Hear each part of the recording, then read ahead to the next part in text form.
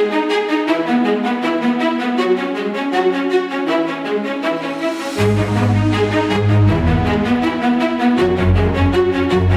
most of you know, my name is Jim Beauchesne, and I'm the president of the Friends of Lawrence Heritage State Park, and I'm so glad you all came to our annual meeting, which I think is our 35th, 25th, whatever, doesn't matter. So we're going to have about a half-hour business meeting to conduct, and then enjoy a lecture by our friend and local historian, Jay Dow. At which we will be employing our high-tech audio-visual system and crossing our fingers that it will work.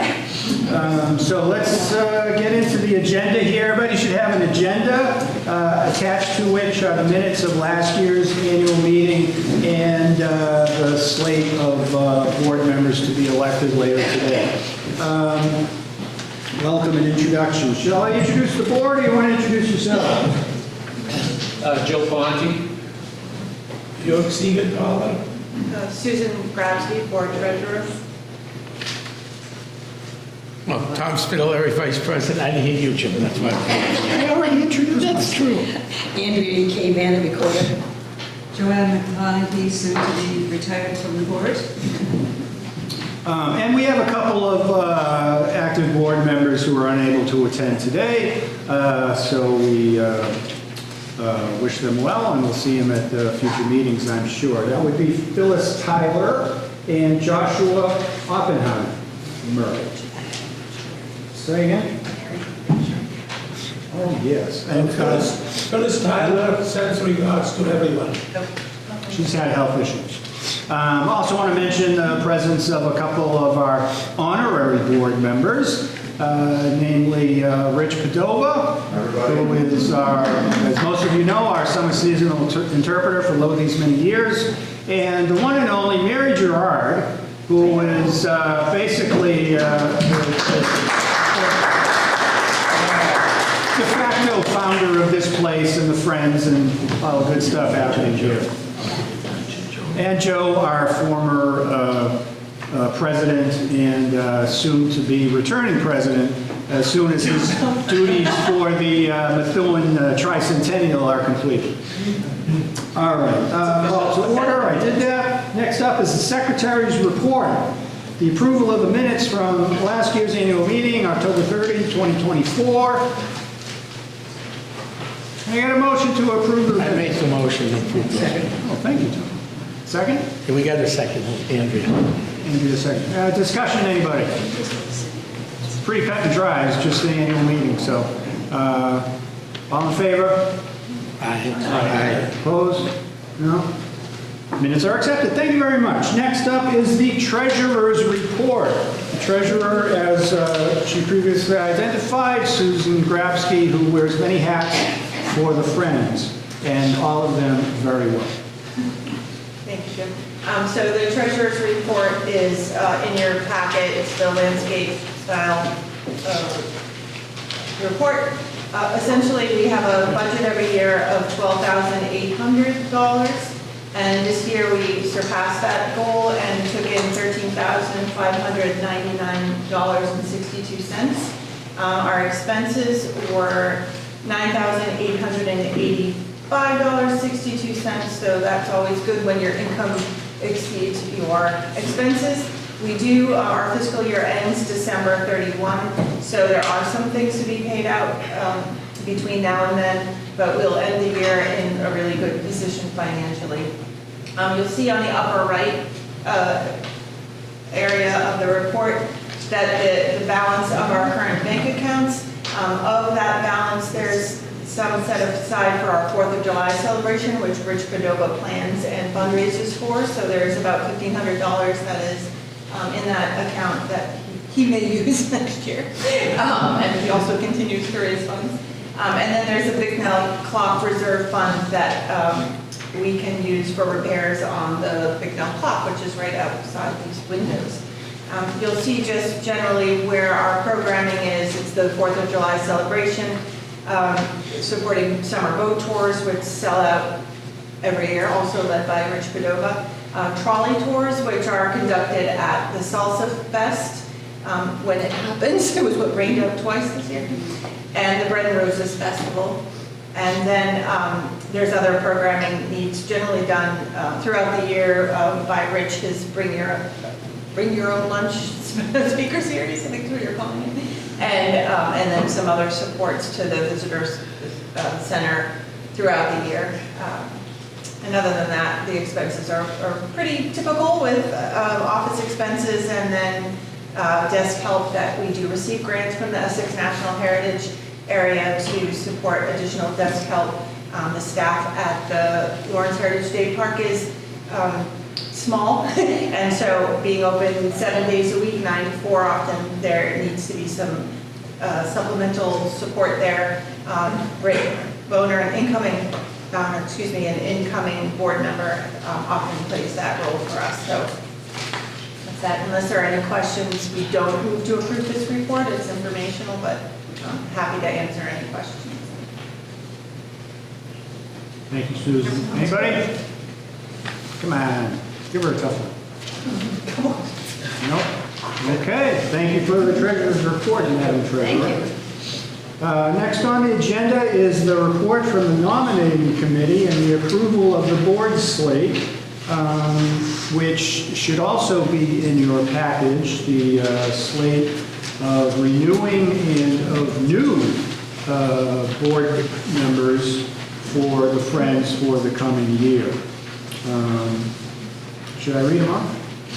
I'm going to read them off. Committee recommends the election of the following to 2-year terms. Officers, Jim Beauchesne, President, Tom Spitaleri, Vice President, Andrea Vanette, Secretary, for her first full term. And as directors, current members Joseph Ponte, Yuri Siegenthaler, and Phyllis Tyler, and our new members, Britt Boner and Celeste Cruz. Yeah, applaud, man.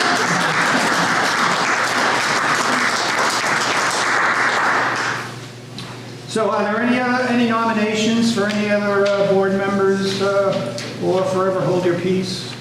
Apparently not. Okay. What do we do? Do we vote now? Move to accept the slate. Okay. Can I get a motion to accept the slate?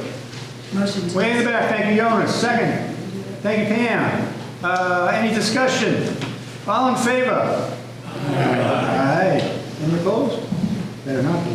The motion passes. We have a new slate of directors. Congratulations to our newbies, Celeste and Britt. If you can find a seat up here, you're welcome to join us at the illustrious head table. Otherwise, you can stay where you are. Next time. I'm sorry? Oh, yeah. Thank you, Mary. Britt, please tell them who you are and why you're here. Because I don't My name is know. Britt Bauer, and the reason why I'm here is for the food. It's all set. He's an honest man. I'm a former VSS. I worked with Rich 3 years ago as a visitor services supervisor. Yes. And I've been involved with Lawrence Heritage since then. I've had a couple of exhibits in the gallery, and looking forward to being a board member. Thank you. As are we. Very good. Thank you. Celeste, tell them who you are. Hello, I'm Celeste. I am an artist raised here in Lawrence, and almost 9 years ago today, I had started working here at the Heritage State Park as a receptionist during the Friends. So it feels like a full circle moment to come back and still be here with the y'all community. Thank you. Welcome aboard. Next meeting is at the end of November. We'll be in touch. All right, so we did that. Jim? Hello? Yeah, she's good. Yeah.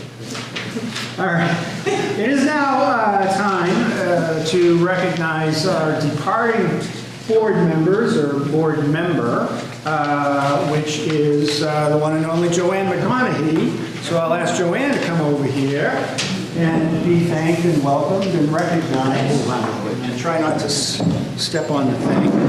Joanne's been a member for a number of years and has always done the most she can to help out at events and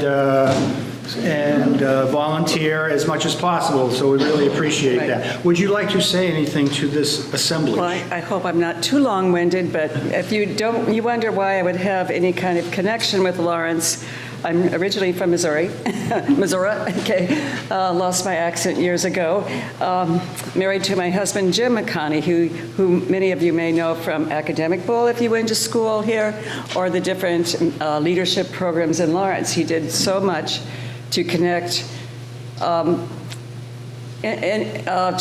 get Lawrence students in tune with other neighboring communities. They were very successful, one of the most, I think, successful programs for natural, getting to know you, integration programs throughout. I was thinking my husband would have taken this seat some 15 years ago, I don't know, but he didn't. So he's busy with a lot of other venues and in the middle of a move. That's why I am resigning. But I have enjoyed being here, getting to know the community and the wonderful people who make the composite of Lawrence, and continuing with young people who make the changes and keep Lawrence well and alive. So thank you for having me.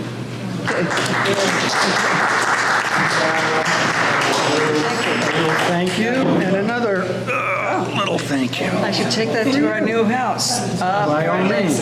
I'm moving into a house with a Monet garden, and I'm not good with annuals. I have a lot to learn. Thank you. Thank you, Joanne. All right, what else we got? Old business says the Friends activities of the past year, which Susan actually described. Should I have Membership report. membership report? Oh, sorry. I skipped over the membership report, which is from, once again, our illustrious friend Susan. So She does all of it. currently we have 67 members, 15 family level, 12 individual, 26 senior, and 14 sponsor level members. We renew memberships in January. We take them throughout the year, but they are annual memberships. They range in cost from $5 to $100. So if you have any questions about joining, if you're not already a member, please speak to one of the board. We're happy to sign you up. Just so I can, yeah, so that's where we're at right now. Our goal is always 100 members. We've been there at various times across the years, but right now we're at 67. And we also include our Facebook followers in this report. Right now we have about 1,217 Facebook followers. We hope to grow that as well, maybe add an Instagram account soon. Britt's going to help with that. All right. That's all. Unless there's any questions, that's the membership report. Thank you, Susan. And by the way, for anyone who is present who is not already a member, I want to grab one of these brochures which describes the Friends and what we do and so on, and also has a section where you can sign up to join. And you'll be happy to know that today, like other days of Friends activities, membership is half price. So jump on this opportunity if you're thinking of it. All right, now next on the, do we adjourn? To adjourn. All right, motion to adjourn? I'll make the motion. Second. All in favor? Aye. You want to say, no, Yeah. discussion. Ron, are we gonna conduct old business under prior to adjournment? After, so the business meeting is now adjourned, and we're just going to go over an update from the year as always. Thank you. Any further discussion? All in favor, say aye. Aye. Opposed? No? Okay, meeting's adjourned, or the business meeting is adjourned. Now we talk about old business, which is the Friends activities of the past year, which Susan described in going through the treasurer's report as to where we're spending our money. So does anybody have any further questions about our activities for the year. They are, as Susan said, primarily doing the trolley tours at Salsa and at the Bread and Roses Festival, for which we raise grant money to rent the trolleys and guide them with volunteers. The Labor Day trolleys all went out full this year. It was very successful. Salsa, however, was canceled because of the inclement weather. It was going to be rescheduled during the Ciclovia, but that too had bad weather, so we didn't have those trolleys this year. Salem Trolley is holding the money we paid them for next year, so we're way ahead of the game. Yes, we supported the boat tours with a payment to the boating program for maintenance of the boats, etc. We supported the lunchtime talks with the refreshments. But I would ask Rich to splurge a little more on the refreshments next year. Let's pick up our game. Friends are willing. Have there been complaints? From me. Was there anything else we did? Did we buy the podium this year or last year? This year. This year, I This think. year. So we bought the Park and Nice podium. How do you like that? That we're not using. Well, we will be using it. Jason. All right. Anything else I should talk about? Hey, Jim? Some? Do we have any articles for sale downstairs or up here? Say that Do again? we have anything for sale downstairs or up here? Yeah, we'll have things for sale. Jay's book, for crying out loud. But there's a gift shop downstairs in the museum, and the proceeds effectively go to the Friends.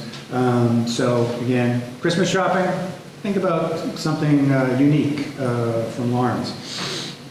All right, we'll have reports from, I think we'll have reports from our park supervisor and our visitor services supervisor. And we have another question from Jonas. Or from Dave. Yeah, both the trolley tours, probably the veteran trolley tour guy here for the Bread and Roses. And I know that this year, they get more popular each year. The people just really enjoy it. It's a classroom on wheels. But this year, we were short two of the tours. They were turning to the mural tours. And I'd like to really strongly recommend that we stick to our mission. These are tours for educational tours about commemorating the strike of 1912. That's why we celebrate the Bread and Roses Festival. And people come here with the anticipation that when they get on a trolley, they're going to learn about the strike, its importance, and they're going to learn about the history of Lawrence, past, present, and into the future. And I don't see how that segues into the mural tours. And this is nothing against the murals. They can have their own tours. Or maybe it would be more appropriate, Jim, with these salsa festival tours, because it's a festival. And since these are visual festivals, maybe they can segue into that section. But I think if somebody's coming here specifically because it's the Bread and Roses Festival to learn about the strike of 1912, and they get on the wrong trolley, or they can't get on a trolley because you're going to be looking at the murals today, I don't see the tie in between that. I think we should stick to our mission. We have to always ask ourselves, we are here today because of what? Because we're here to commemorate the great struggles and successes of the strike of 1912. Have the murals tour or any other kind of tour, another cultural tour. There's so many tours that we can do about Lawrence, and I've done a lot of them. But that day is about the strike. And so I think we want to keep our eyes on the prize for that. And I don't know, Jim, was it because we didn't have enough folk to do the tours? I know I doubled up mine, but I would even triple it if need be. Yeah. Don't ask me to triple. Well, as long as I get one break. It's a busy day as it is. I just feel as though these people that here, we have them in the they don't come up here all the time. They made the effort to come here. And this is our one opportunity to educate them about that and get them excited about the strike of 1912 and what it meant. So I hate to see that slip away. And was it because of that we didn't have enough volunteers? Do we need to train more? Maybe we can reach out to the high school and train some younger kids to do some of these things? Is that why we didn't? Well, we're all strike related?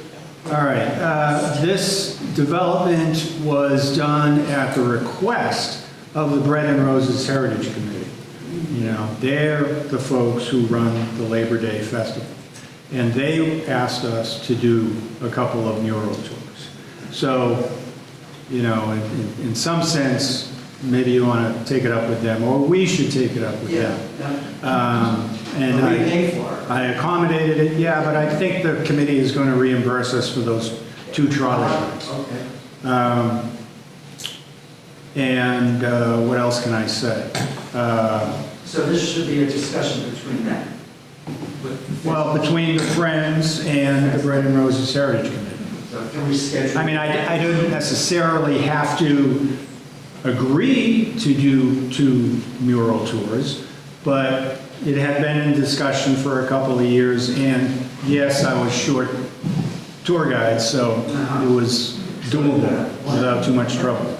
Jim, there's one of the guides, I was given a script. Yeah. Okay, I don't know if you've seen the script, perhaps look at it and add some embellishments. Dave wrote it, for God's sake. Well, then, if that's your script, I mean, that's what we're gonna say. I didn't deviate from that other than a few ad libs, but for the most part, I had that script. Yeah. That gave me the pitch I was given for each site that we were gonna see, so I don't know what the issue is now. Well, Are you happy that's with that? because you were busy doing other things since Labor Day. We had 2 tours, 2 of the 10 tours were mural tours conducted by folks from Elevated Thought, which is an art thing. And it was requested by the Bread and Roses Heritage Committee that we do that. Okay. And I should also mention that although people are coming to Lawrence for the festival, to learn about Lawrence history, yes, but they're also coming to be entertained by the music, to learn about Lawrence generally, and in some cases, to find out about the murals or the art, or the public art in Lawrence. The Bread and Roses Heritage Committee also advertised in its publicity efforts that 2 of the tours would be mural tours. So it wasn't like people got on a mural tour and said, oh, what's going on? I thought I was going to learn Lawrence history. They were advertised as such. And I would guess it is the committee's effort to tie the then to now, even though, although Celeste led those beautiful tours of the murals, not specific to Bread and Roses history, but certainly specific to the generation that is here now and the values and goals that they have as young people in the city. So while not directly tied to the Bread and Roses strike, definitely tied to the now. So, and I'm not on the Bread and Roses Heritage Festival Committee, so I can't speak for them. So perhaps I shouldn't, but that would be my guess. I was at the ticket, I was there with the tickets going out, and it was such a cross of people coming in. If they didn't know Spanish, oh, you will take the Spanish tour. They really wanted to see the city, and it was sold out. I'm not sold out, but we didn't sell them. But the murals, and you're an artist, so you learn history through art as well. And to keep a city alive, as it has stayed alive, due to the changes, the cultural changes that kept Lawrence alive. So I think through art, to be infused with that, is how people learn. And through that venue, it was very popular. People, for whatever reason, they took the trolleys from out of town. A lot of out of towners, they just went to the Lawrence, and they all enjoyed it. Yeah, and I will add that Elevated Thought did a wonderful exhibit about the strike within their tent. They had quite an extensive tent this year. And they worked with the History Center to create an exhibit. So they're looking at then and now very often. Jim? Mary had her hand up. Now, if you want really ancient history, I did trolley tours, whatever, okay. Trolley tours started when the park opened, and we had the first celebration on Labor Day.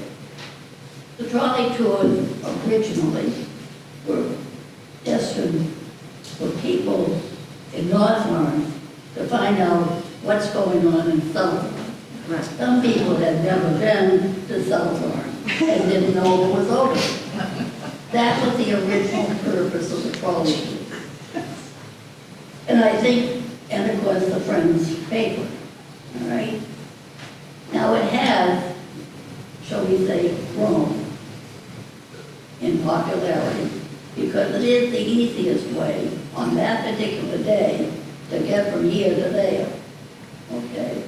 So I can see where the breakdown is, but always remember, the initial purpose of the Friends paying for the trolley in the old days when it started was to acquaint the people, whoever they are, visitors or locals, to what Lawrence is, okay?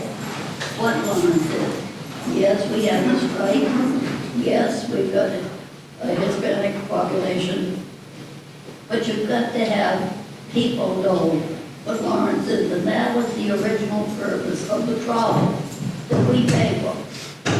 So I'd like to see that kept in mind, no matter who comes in and what we're doing the trolley tour, and what the script is.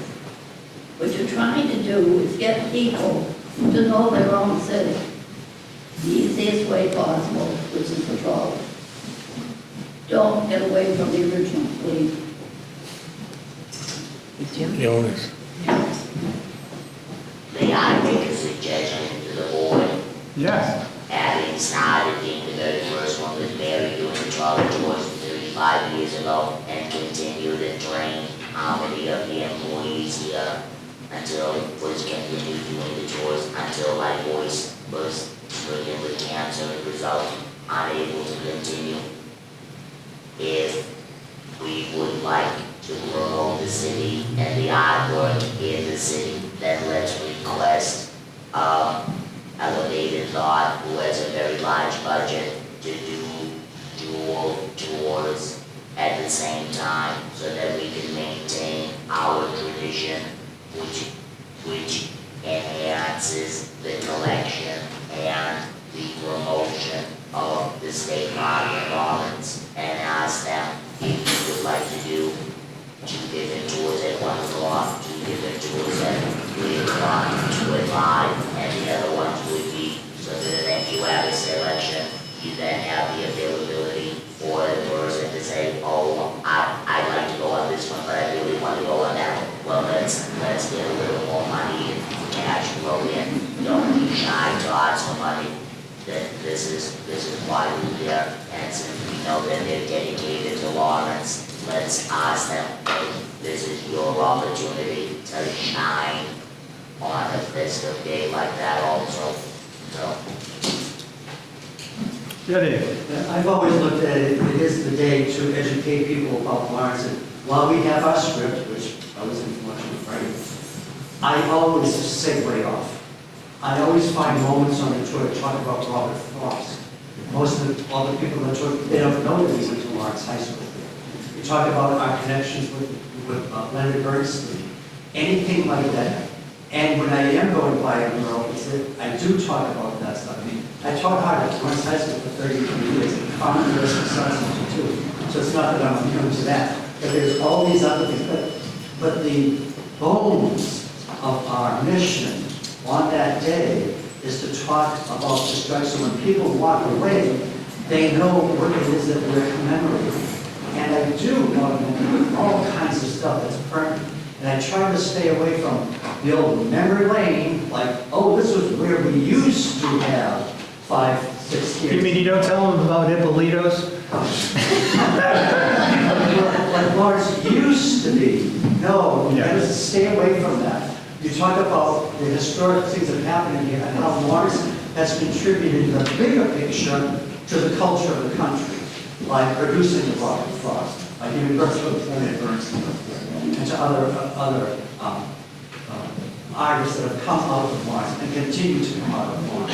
It's a tall order, and to get in on one tour, and sometimes I just make it as we're pulling up to City Hall to end the tour to talk about. Oh, you keep talking. But then When you come to the end. you try to break it down for them so that Yeah. they know like why we're here, why is Lawrence here?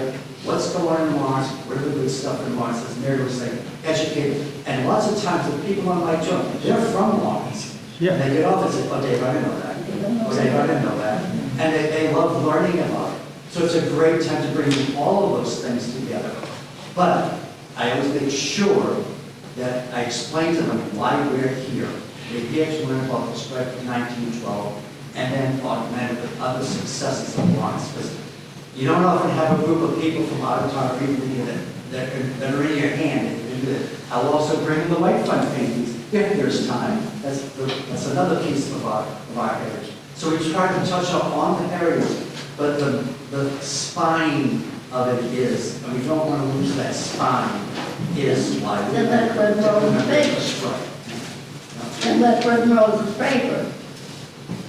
Why are the front paying for all these different groups? We're not.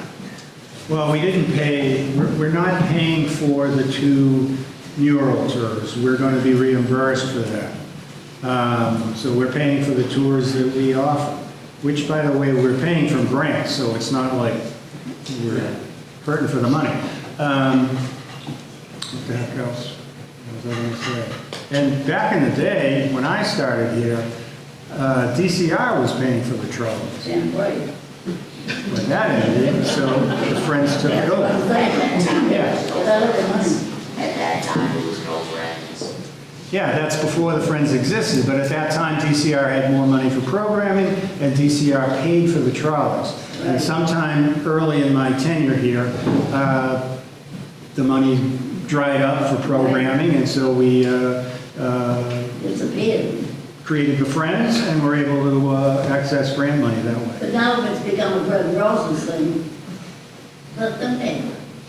They've got the money. Transport. Well, we could go on about this for a long time. I think this discussion will have to be tabled until our next meeting, and perhaps at separate meetings of a subgroup that will hash it out, and then meet with Bread and Roses and hash it out some more. Does that sound okay? Yeah. Okay. Thank So you. moved. So moved. I don't think that's a motion, but I moved, so thank you.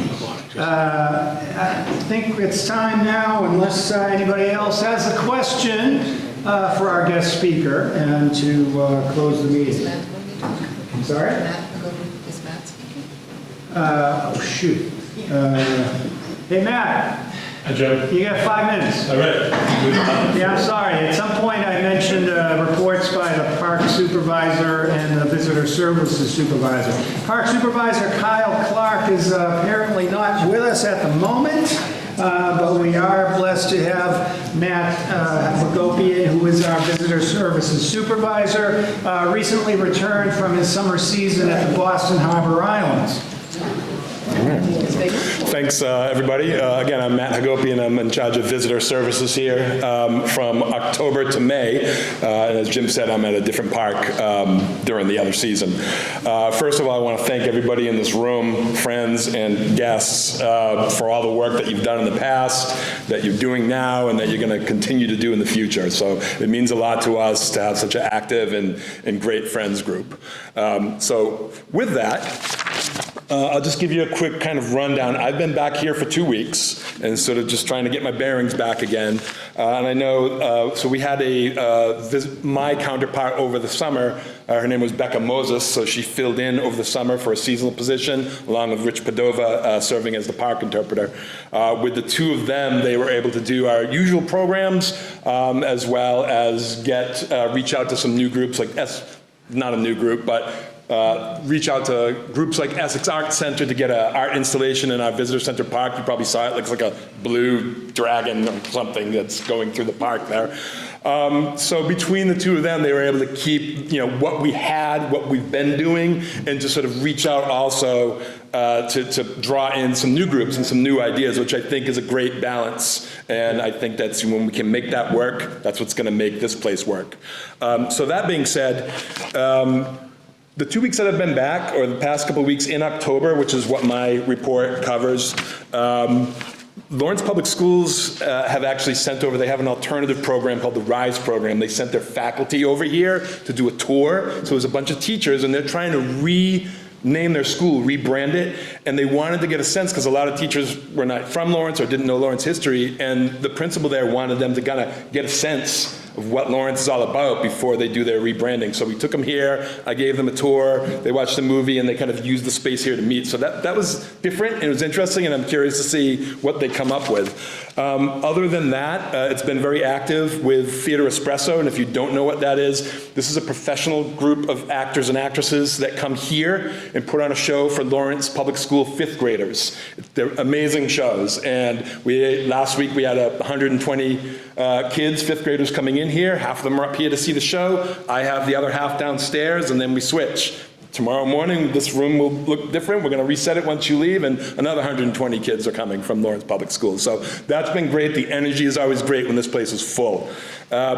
Next, I wasn't here for it, but I'm told we had a small wedding ceremony here in our visitor center park. And we've done over the past couple of years, graduation parties, birthday parties, different types of celebrations from different groups. So it's nice to see that park getting some use. We've had a couple of school groups, college groups, private schools, including the Fay School from Southborough. They had about 120 kids here last week. They were doing a sort of a loop around Lawrence. They were at the library, they were at the art center, and then here was one of their stops as well. And then some MIT students who came here with their professor for a tour as well. The DCR Stewardship Corps has also been very active. I just met with them last week. They're using this as their home base. What they are is a group of Lawrence Boys and Girls Club kids who are learning about DCR parks. So they do a lot of their meetings here in the evenings, and then they're also learning about what it is like to work and be in different state parks. They actually took like a weekend trip down to one of the parks on Saturday. So they've been here, and then I've just been handed a note. Yes, so last year, yes, Rich Padova had an anniversary. I've just been handed a note. This is your 21st year. 21 now. Yeah, 21. You're legal to, yeah. So sorry. And as always, like Rich has been such a stable force here, and that having that continuity, like we talked about, of someone that's been around, someone who has that institutional knowledge of the city, and doing the things like the programs we've always done, like the boat tours of the Merrimack, and also the walking tours and the Bring Your Own Lunch series. It really draws a crowd of people. So we, as always, thank him for his service. And thank you. Any other notes you have to pass along? This, and I'll wrap it up quick here. This room is used a lot for private events. Anyone in the community can book it for free during the hours of 9 and 4. If they don't, they have to fill out a special use permit, which involves paying some money. But we've had so far 5 private events held just in this room this month. Our Lawrence Mill Project Gallery exhibit is coming down shortly, and it's going to be replaced by Britt's new exhibit entitled About Face. So we're excited to see his portrait art hanging up there shortly. His exhibits are always interesting and always entertaining and informative. Our guided museum tours will be continuing on. We have more 8 private events so far booked for this room coming in. More Theater Espresso performances. The Stewardship Corps is going to be meeting here. And so we intend it to be busy. Now, that being said, under staff notes, DCR is putting out soon, hopefully this week, job advertisements for a winter seasonal park interpreter and a winter seasonal laborer. And what that means is the way Rich works with the VSS in the summertime, there's 2 interpretive staff here. So one can leave the building and do programs, and one can be here because their schedules overlap. That's usually not possible in the winter, but it will be now. So what that's going to do is open up some more maybe outdoor programs, maybe some winter walks, maybe some more programming along the Merrimack River, while one staff can be in here and do like the traditional museum tours or attend to any groups that are in here. So we're excited about that. That's going to be a big move for the park for the winter to do year-round programming. Other than that, it just gives, we had 700 to date so far. In October, we've had 744 people come into this building. It's an average of about 28 visitors per day. it's great to be back, and I'm glad you're all here, and thanks again to the Friends for the lunch and just bringing people in here, and that's my report. Any questions? Any questions for Matt? Okay. Thank you very much. Thank you. Good to have you back. Welcome back, When he says that the days with Theater Espresso and 120 kids are active here, he ain't kidding. It's 3 pretty intense hours while that's all going on. Okay, I think we're done with the program. So I want to thank everybody for your attention, yes? So take it away, Jay. All right, thank you. Thank you, Jim, and thank you, friends. I was a teacher at Austin Prep for 45 years, so this is my chance to teach a class one more time.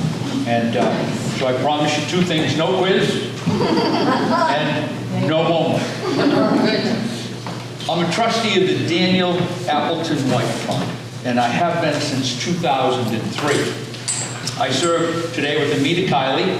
She's Lawrence History Center's research coordinator, and David Abdu, who is chief of staff at Massachusetts Development and Finance Agency. Susan Dowd is our official administrator. She was instrumental, to say the least, in composing this book.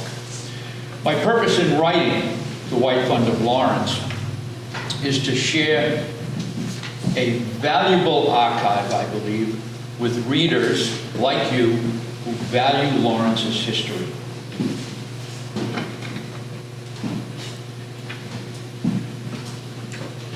May I begin by introducing you to Wilbur E. Rowell. He wrote the White Fund history and never published it. The trustees tried in 1941 and again in 1946.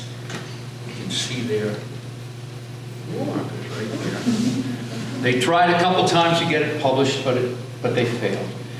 According to the annotations that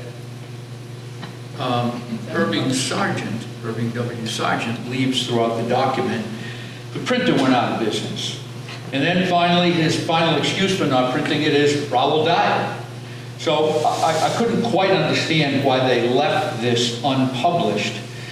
And I said, we have to get this very important document out to the citizens of Lawrence. I think I carried it around for years, thanks to Louise, who gave this to me as something she had in the library and said, here, this is yours, good luck with it. Needed to be published.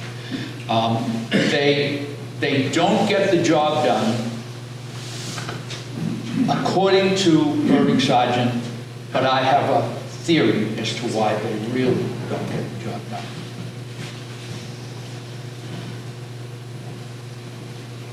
Judge Rowell spends a really lot of time on our benefactor, Judge Daniel Appleton White. White was born in Methuen in 1776. He grew up with the American Revolution. He came of age with the Constitution and the Bill of Rights. He had founders Jefferson, Franklin, Adams, Hamilton, Madison, and Jay as role models. President Washington, quite clearly, was his hero. White was a 1797 graduate of Harvard. He became a teacher and a lawyer. He was a Massachusetts state senator. Though elected to Congress, he did not serve. Rather, he took a position as judge of probate for Essex County. Rowell calls him a classical scholar. White wrote in his journal, probably during his political career, that he had entered on a more extensive course of study of late, Greek after breakfast, Latin after dinner, and some scriptures every day. It was probably his relief from his political life. As a Harvard junior, he was among the founders of the Hasty Pudding Club. You can see the 1795 date in their shield here. And you can see their motto, Concordia Discourse. shield. And you can see 3 undergraduates who thought this was a pretty good club to join. Last spring, John Hamm proudly displays his Hasty Pudding Award in all of his satirical glory. Let's see. White also writes a eulogy for George Washington, which we uncovered at the Lawrence Public Library in its original form. He wrote it and delivered it in Methuen for the people of Methuen. It is delivered at the request of the inhabitants of Methuen, the first parish. Now, the first parish at the time, their meeting house was on the top of Daddy Fry Hill. There's a plaque there today. That's all that remains. But if you can think of a 24-year-old White bringing down the rafters at that meeting house in this eulogy, you'll appreciate reading this yourself. Make sure you have some patriotic music playing in the background when you do, because I assure you, his sense of hero worship of George Washington comes through quite loud and clear. The other institution that White was instrumental in bringing about was the Essex Institute in Salem, where he served as first president. Today, we know the Essex Institute as the Peabody Essex Museum. White left his collection of 8,000 books to that organization. All right, now, we'll go to Judge White's philanthropy. It begins with 6 acres of family land remaining from his initial sale of the White Farm to the Essex Company. The 6 acres was set aside as a cemetery for the White clan and eventually potential public use. Oops, sorry, go back. This is Haverhill Street, and I like to call this slide Lawrence with trees. That's just about all we see in North Lawrence, and this is East Haverhill Street as it heads up towards Haverhill, obviously. And this is the bridge over the Route 28 bridge over the Merrimack River. White land was right here. This little parcel of land was right here. The mystery, by the way, of who was buried in White's grave remains. Yeah. You got to read it in the book. You got to get a book to sell that. All right. Now, 1853, next slide. We now have Common in place. We have Haverhill Street in place. And White's land is up here in between Franklin and Hampshire Street. It's a tiny triangle of land that was intended as a cemetery. So it's quite obvious that by 1852, 1853, this land has increased in its value from 1845. So let's walk that block today.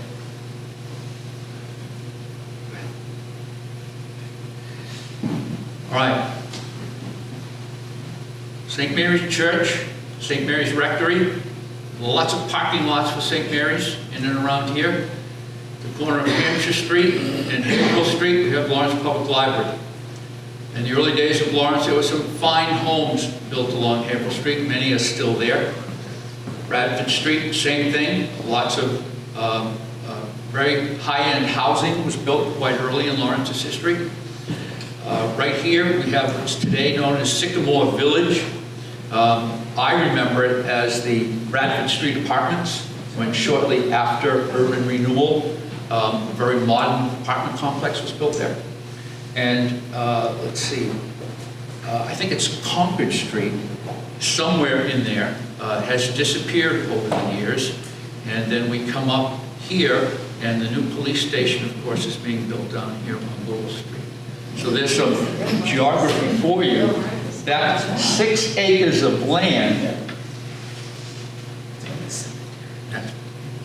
that 6 acres of land becomes what's known as the indenture of 1852. This was a legal document that White put together with Charles Storrow, Nathaniel G. White, no relation, and Henry K. Oliver, where the 6 acres of land was, rather than sell it, White decides to give it to the Essex Company, and the 3 sets up, Storrow then sets up these trustees, and their duty is to sell it. And they're going to make as much as they can for it, with the idea of setting aside land and purchase of books for a public library. That was his first purpose. His second purpose was to establish a lecture series for the industrial class, in his words.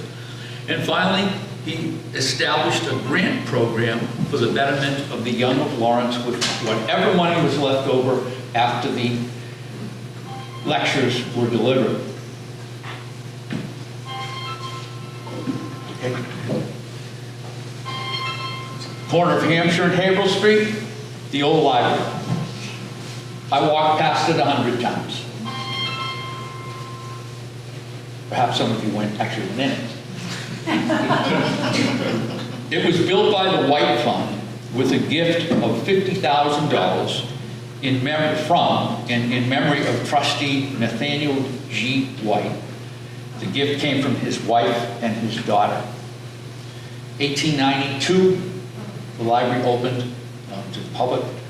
The plaque marking its dedication, next slide, was moved to the new library in 1973. So if you go into the new library at 51 Lawrence Street and look to your right, there's the plaque. Nathaniel G. White was obviously one of the very first trustees of the White Fund.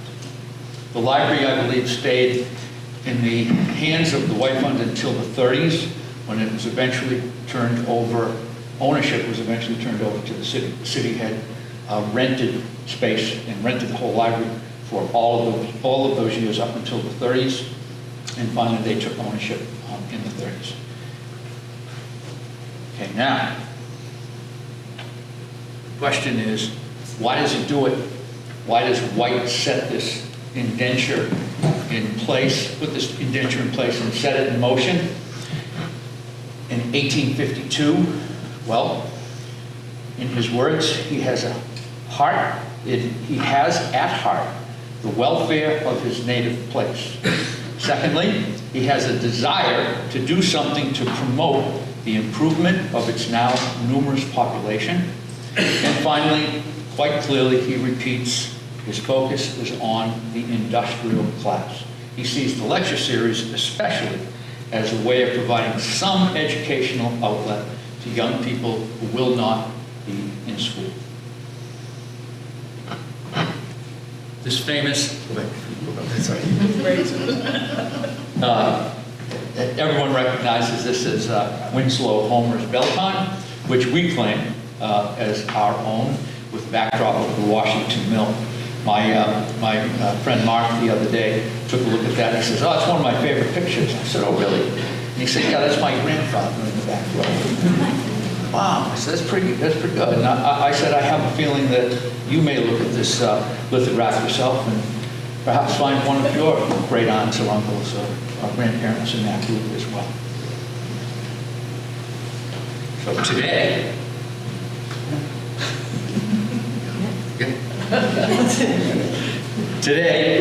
grants from the White Fund, the balance left over, as White directed, from the expenses of the lecture series. Grants from the White Fund keep young people learning, playing ball, and writing poetry after school. All right, now we'll go back to some ancient history. All right. The first lectures go back to 1864. The very first lecture was delivered by James Walker, who was the president of Harvard, and a very good friend of White, who died in 1861. He wasn't around for the first lecture. It was Storrow and company that put this lineup together. You recognize Oliver Wendell Holmes in the middle, and you recognize Ralph Waldo Emerson on the right. 3 of the 6 first lecturers.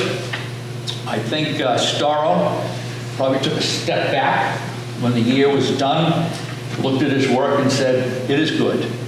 And he delivered what I think is just this marvelous line for the rest of the trustees throughout history to live by. The trustees will esteem themselves fortunate, he said, if they are able to secure from year to year in the future lectures of as high a character as those by which the course has been so auspiciously introduced. Can you imagine working for a guy like this? Storrow clearly threw down the gauntlet. And quite clearly to me, this is why Rowell and Irving Sargent and Arthur Sweeney probably never got to publish that document. They were quite clearly way too busy living up to this expectation and finding good speakers to have enough time to publish a silly history document. Next, City Hall was the place that these original lectures were delivered. This is just a gigantic space inside the original City Hall building, built somewhere around 1848. City Hall housed every public gathering imaginable. This very sad moment is it served as a morgue for the, after the fall of Pennington Mill. City Hall served as this gathering place. I'm going to say probably the biggest and the best, and really the only gathering place in Lawrence until about 1923, when City Hall was renovated and 2 floors of office space were added where this hall once stood, and it became a government office building. The White Fund then moved throughout the city into various venues. When you look at the collection of lectures that we've provided in the book, you'll see all of the venues that the lectures took place. You'll find them quite interesting, I think. All right, so let's see how Rowell and company did it when it comes to bringing the best and the brightest to town. You might recognize Booker T. Washington. You might recognize Thomas A. Watson, who in our search through and organizing of all the data that was left to us, we found these people and said, hey, wait a minute, this is really quite a list of players who came to Lawrence. Watson, of course, was Alexander Graham Bell's assistant, and his lecture was on the birth and babyhood of the telephone. Jacob Reese, Robert Frost, and Robert Frost came twice. And on the right corner is Robert Frost's poetry teacher from Lawrence High School, Catherine A. O'Keefe O'Mahony. Now, her lecture flyer is on up front here when you have a chance to come up. There's some original lecture flyers up here that you can take a look at. Catherine O'Keefe O'Mahony delivered many lectures to the White Fund. And finally, the man on the lower center, he must have come in January. That's Admiral Peary. And Robert Peary came, obviously, after his discovery of the North Pole. And his first and foremost assistant, Donald McMillan, was a 10-time visitor to Lawrence. I should mention, now that Dave Meehan is here, that Dave Meehan also brought Robert Frost to Lawrence. And you have a chance to go over and see it on your way home. Robert now sits in the front lawn of the old high school. And the bus that Dave set up there is just extraordinary. So Robert Frost is with us again. All right, next slide. All right, now I have to bring your attention to this man, Edward Howard Riggs, who delivered 214 lectures over 46 years. His subjects ranged from famous authors and philosophers to American social issues to steam boilers. Griggs just brings it. There's a lineup of citizens to get into his lectures on a pretty regular basis. I would have to call him in the best sense of the word, a worldologist. This is a guy that seemed to know a little bit about everything. He could talk about any topic, and he came to Lawrence so many times at the request of Wilbur Rowell that he should have had an apartment here. 4 of his lectures are available up on our slides up front. You can have a chance to see what he and the White Fund thought of their Lawrence audience. His book is called The Itinerant Teacher. He considered himself a teacher, and he considered his lectures a way of educating the working public.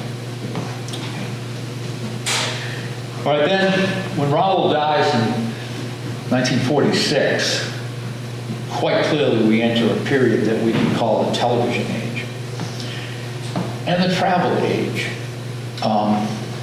When television took over, the White Fund was now up against Lucille Ball and the Honeymooners.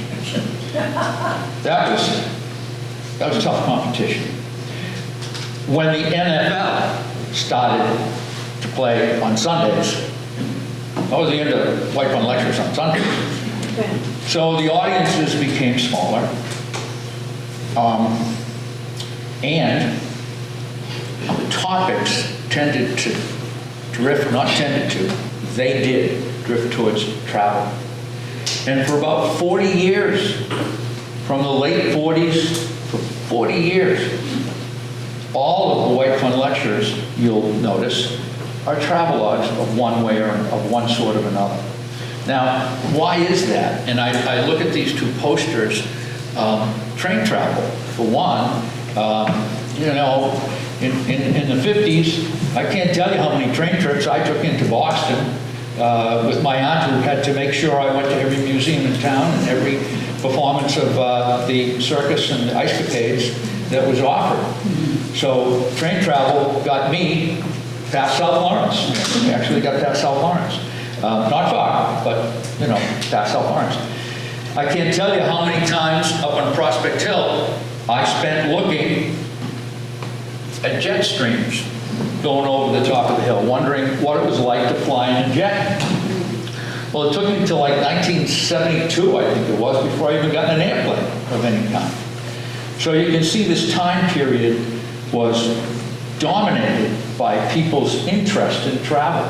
They had a chance to go places. It was easier to get there by train and by airplane. So they wanted to see what the world was like. So I don't think it was just Lawrence that was presenting travelogues. I think travelogues became a dominant form of entertainment across the country that competed with television. All right?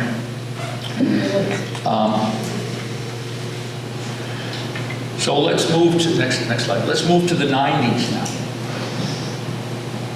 We get past the period of travelogues, and the trustees at the time say it's time to take another look at the language in the indenture and find out what White wanted us to do. So they took a look, and if you, it's quite obvious, the social justice became the predominant theme of the 90s. And up through today. There are some familiar names and faces up there. Let's see, I knew, Richard, you'd be here, so I didn't put your picture up. So Richard was a lecturer in a series of college professors who the White Fund brought to Lawrence.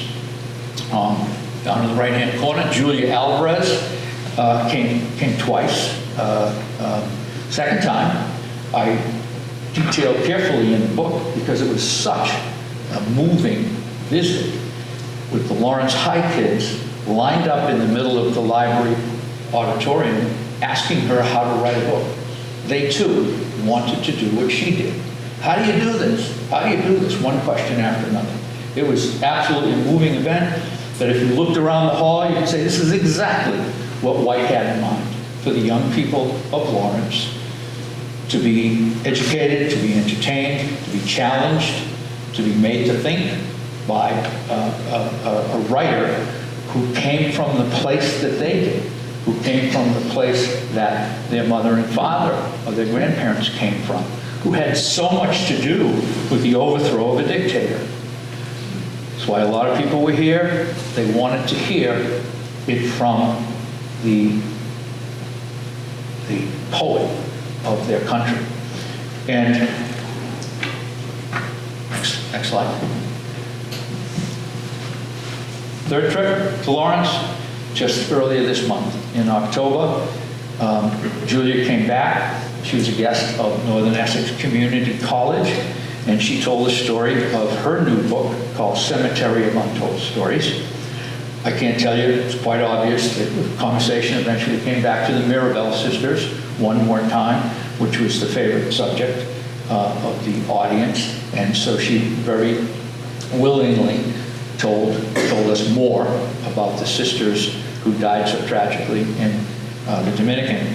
And on the stage with me, Amita and Dave, and that's Giselle Peguero. Nadine Gonzalez de Jesus is the vice president of the Lawrence campus, and her assistant is Mary Gabar. And Julia, again, one more time, rave reviews. All right, I'm sure you know these two guys.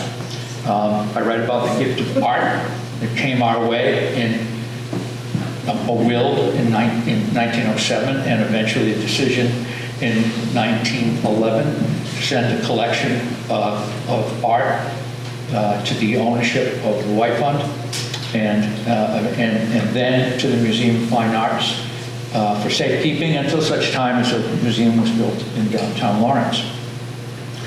Reverend William Walcott's philanthropy, in my mind, mirrors exactly that of Daniel Appleton White, who could have sold that cemetery land for quite a profit when you think of it, when you saw how quickly Lawrence was developed.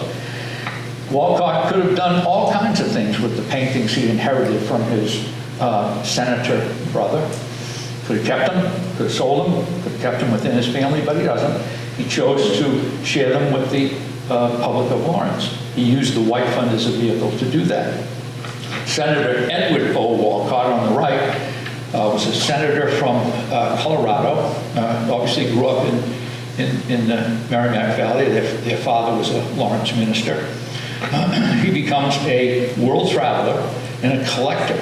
I like to compare him to the people who live down in Newport, Rhode Island, or out in the Hamptons in New York.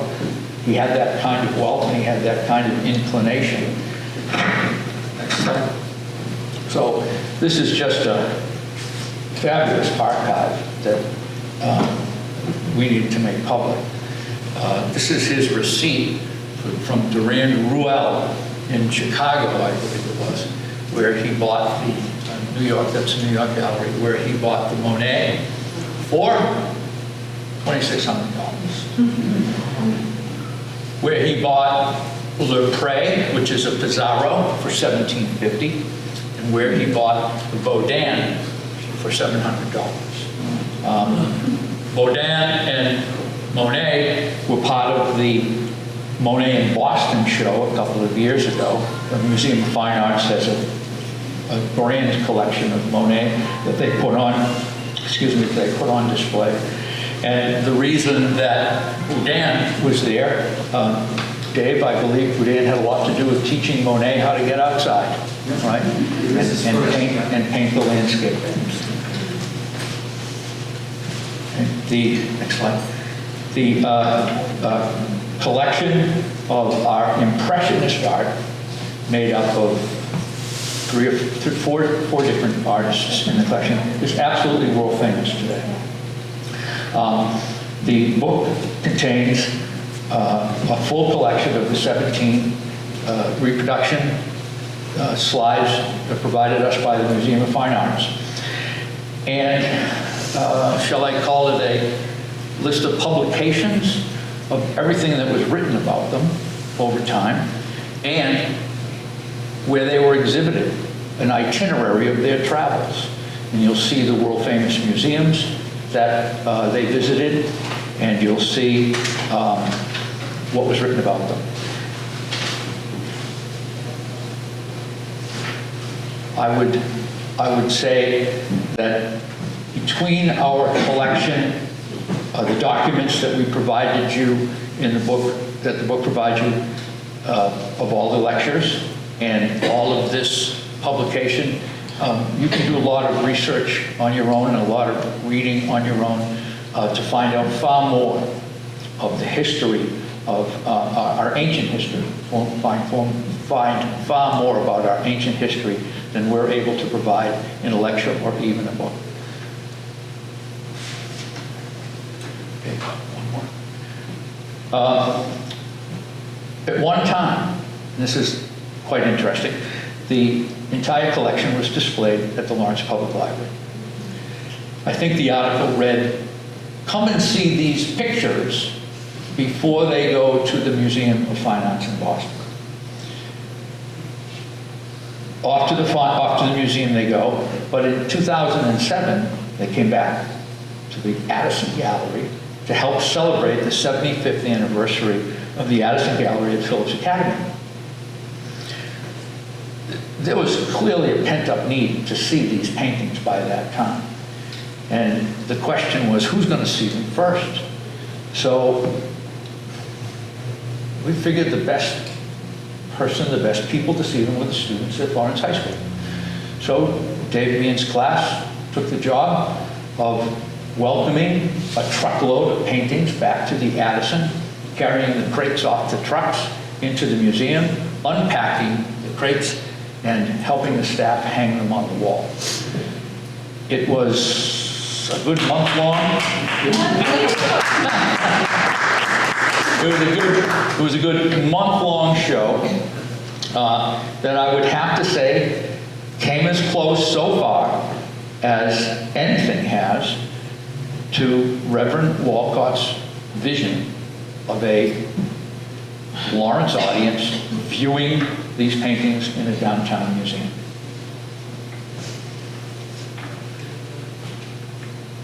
All right, now this is a good place to end.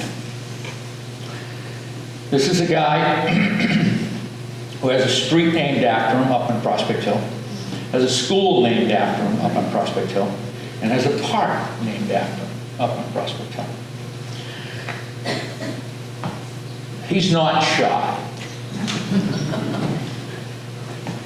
I am to do all the work. Build the dam, the canal, the machine shop, purchase and sell land, make all the contracts and payments, and to be the father of the whole enterprise. So if we ever want to know whose fault all of this is, right there, he's taken it all. And I don't have to remind you about his famous statement after he launched the White Fund Lecture Series of his admiring his good work, all right, with his most auspicious start. But there we have it. Take that one to the bank. Thank you very much for your attention. All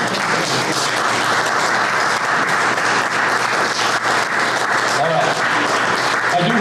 I do hope, by the way, to get this book into the hands of the young people of Lawrence, who will see the Daniel Appleton White Fund as a kind of a working model worthy of their time someday when they're serving the public. Someday when they're serving the public. It's all in place. All they have to do is take it forward. Do we have any questions? Yes, sir. That first library, was that an H.H. Richardson built? No. A Lawrence architect put that together. Charles Adams. And Charles Adams is responsible for, quite clearly, A lot of them. most, right, of the most beautiful buildings that we still have standing or used to stand. Right, Charles Adams. I think he lived up in Tower Hill. Very similar style to Richardson. Yes, yes. Jewel box. Who? Jewel box. Oh, yeah, yeah. Carnegie referred to the library designs that he spread across the country as jewel box buildings, jewelry box buildings. And this clearly qualifies as a jewelry box building. Thankfully, it's still standing, as you know, at the corner of Hampshire and Haverhill Street, and it's a charter school today. I did go in it once in a while. David? I want to make it clear to the folks here that when my students went over to unpack the paintings and look at them, that wasn't the first time they saw them. Okay. As a matter of fact, for all my years of teaching at Lawrence High School, I brought hundreds and hundreds of kids to the Museum of Fine Arts to see the White Fund collection. So they knew what was coming and they knew the importance of it, but they wanted to be witnessed to see those paintings under the light of the Merrimack Valley, which they hadn't seen before.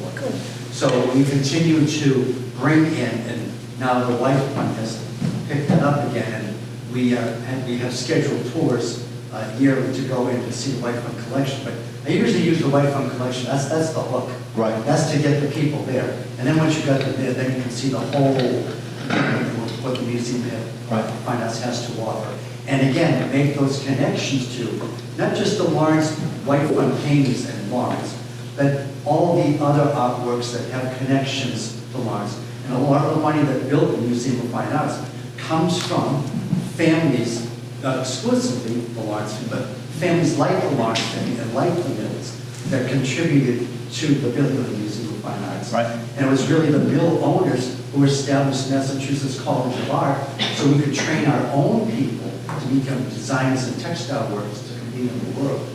So that, for the past 40 years that I've been bringing people in, I must have brought thousands of Laurentians to see their treasures. And I think that's part of the mission of the White Funds. So I'd like to feel as though we're continuing that.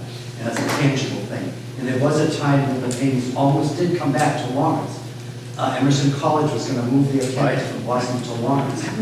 And we worked with the Museum of Fine Arts. I worked with their education department to design a curriculum that would coincide with the works that they would show. No one was going to see the same 17 paintings all the time.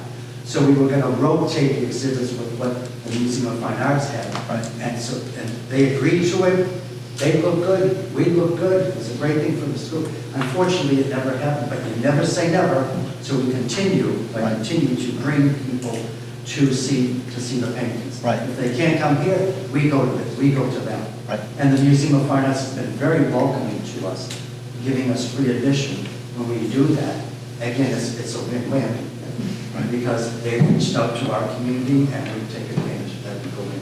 So I'm very, thankful that this has become like another a regular lecture. Right. And why not? Right. The lecturing on art, it doesn't have to be just sitting down and listening to somebody. You can look at the visual arts too. Right. Yeah.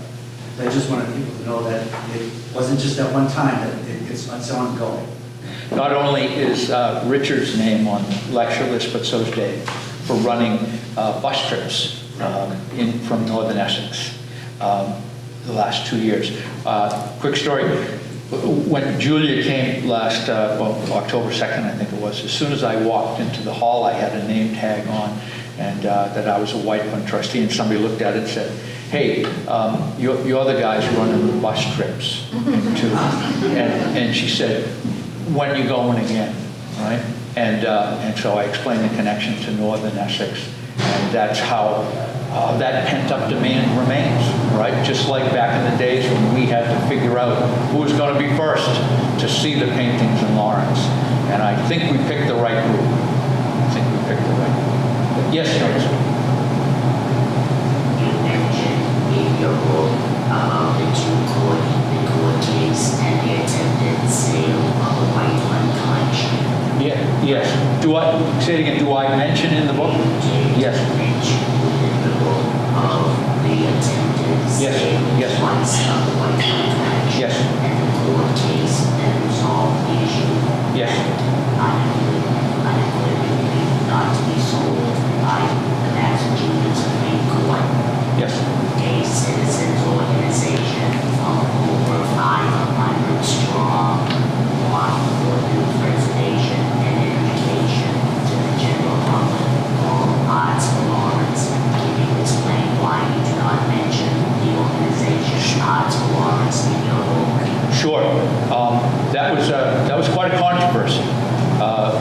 two sales, two attempted sales of the paintings. The trustees saw a chance to do something different with those paintings than to have them in storage in a Boston museum. So they thought about selling them and setting up a bigger art program here. It didn't work. It didn't go well with the public. And eventually, as Jonas pointed out, the Massachusetts courts stopped the idea of selling the painting using the language of the Walcott will. Now, I want to make it clear that I'm a White Fund trustee, and I wrote a book from the White Fund point of view. So I have the controversy in the book in general terms, making no attempt to relitigate on any level that controversy. But I call attention to the positions of both sides of that argument. I hope you read it, and I hope you tell me if I got everything right. That's really important to me. Yes, Dave? Not to hog the floor again, but oh no, I look at that whole controversy. Yes, we were all part of it. Right. You were members of it too. Right. The upside is it got more publicity for the White Fund in that collection than you could have ever bought. It was like a firecracker in the community that made a lot of people aware of the collection that they might not have known about. Mm-hmm. And it brought the existence of the White Fund to the forefront too. So it was a win-win on all sides. And it showed the White Fund too how passionate people were to know about their art and to preserve their art. Mm-hmm. So the good thing that came out of it is that we still have the paintings, people still go to see them, and we've learned about them, but it was like a sleeping giant of art, of culture, that whole thing erupted, and more people learned about the White Fund and the White Fund collection than ever had. Right. We gained national attention on that. It was a test case, and other museums now had to follow that. Mm-hmm. When somebody donates your artworks to an organization like that, with the instructions that it's to be used to educate the public and for the public, where does it say that you can sell it, and what does that mean in the bigger picture? Mm-hmm. So a lot of other museums, like the Rose Museum of Brandeis, they wanted to sell their collection. Mm-hmm. And they looked back at what happened with us, and the Barnes down in Philadelphia. So it was the first test case of that. And it showed the interest and the passion of the people in the community in a mill city, mm-hmm. that you wouldn't think, well, what do they care about that? Well, we care a lot, you know? And we still have it, and we still use it as a learning tool. When I take my kids, I used to take my kids from high school, and I would always send out tours at the museum, the White Fund collection, right. And I'd ask my student, go over there and read the tag. It says, Monet's Palm Fields, read the rest of it, deposited by the White Fund of Lawrence, Massachusetts. Right. Those kids would walk out of the museum with their heads held high. Right. Because they're not just visitors, we're contributors. Right. So I always try to bring that home. Good. So, thank you, David. Very well put. Very well. Yes. So I know you talked a little bit about during the speaker series about how in the beginning people were hungry for education, yeah, and didn't have access. Right. And then, TV comes along and football comes along and lots of things come along. So, I don't know if they actually reported how many people attended the lectures. Yeah, yeah. And I know, even during COVID, you pivoted to online, which, you could count how many people had plugged in. And I know I saw lots of people when I participated online. But what's the point of view now for the lecture series going forward? You just had Julia Alvarez, right. You have an alliance with Northern Essex. Right. I know over the years sometimes you aligned it with some theme at one of the schools, but what's the point? He set up a requirement of 6 lectures a year. Mm-hmm. So we have an agreement with Northern Essex to do 4 of those lectures a year. And it is because that's where the audience is. Mm-hmm. We're left with 2 lectures a year. We can do more, right? If an audience appears or if a request is made for a special audience that we've never recognized before, we can absolutely do a lecture for them. He doesn't limit it to 6, but he wants a minimum of 6.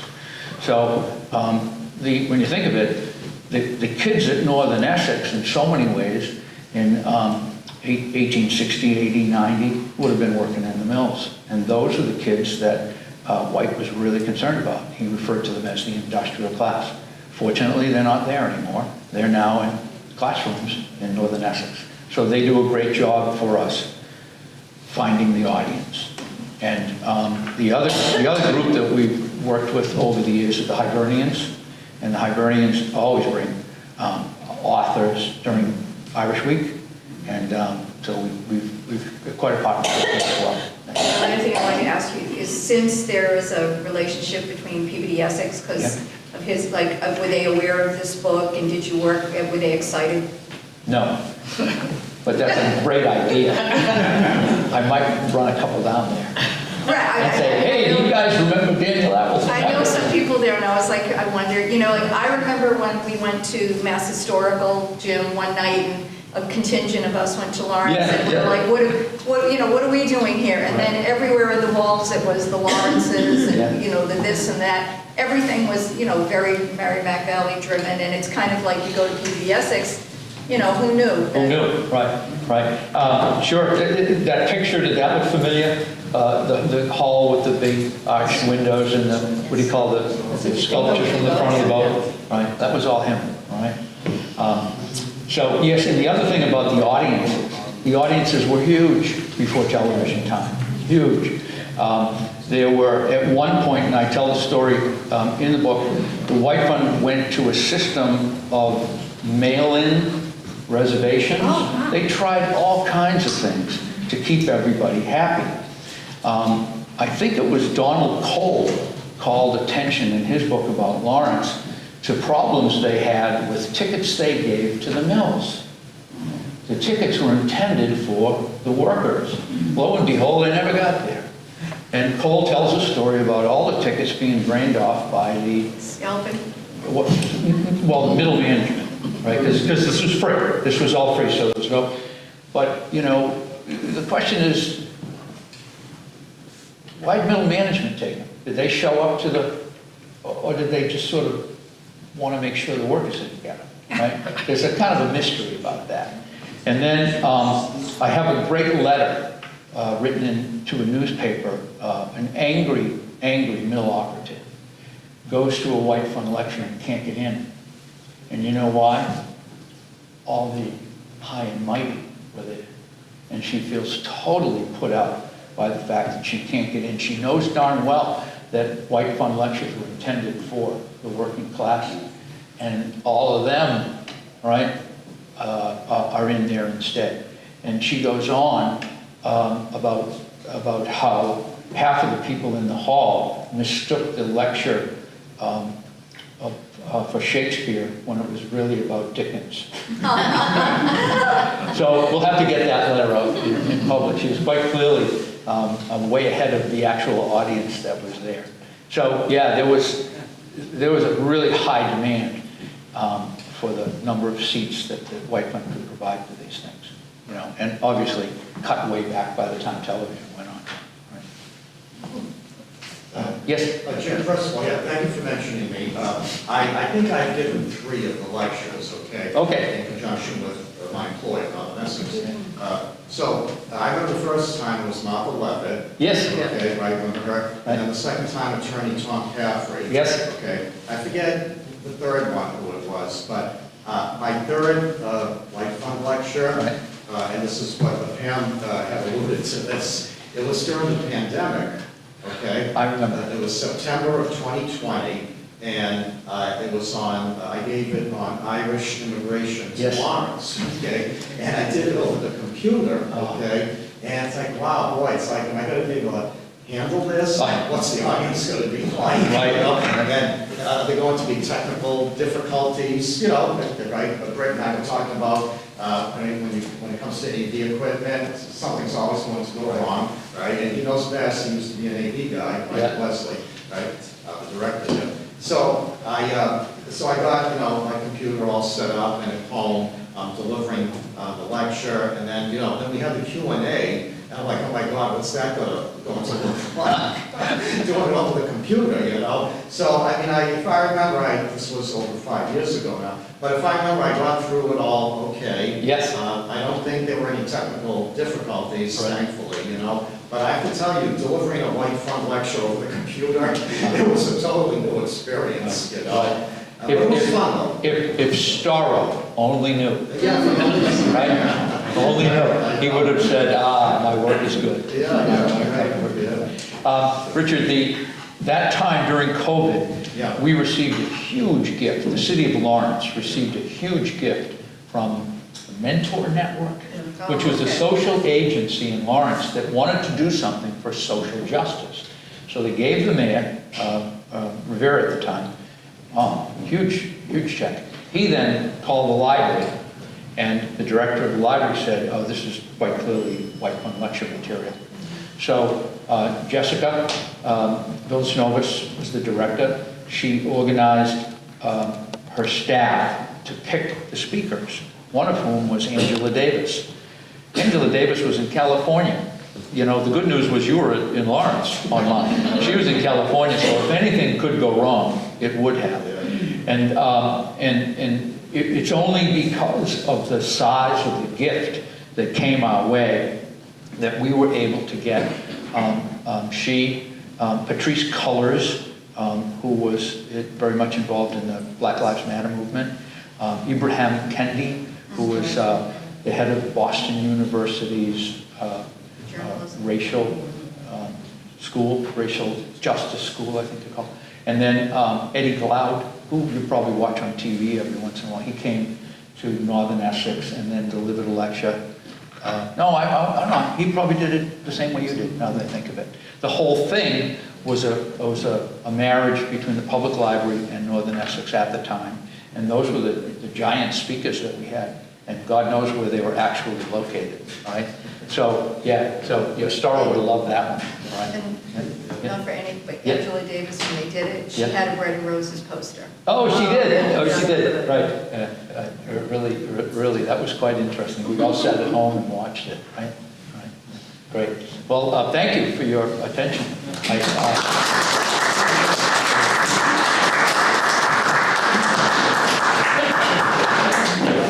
Thank you, Jay. Jay is too modest to say that he will now be signing books, which are for sale here at this table, I believe. So line up, don't push too hard, people around you. Jim, take a look at the original.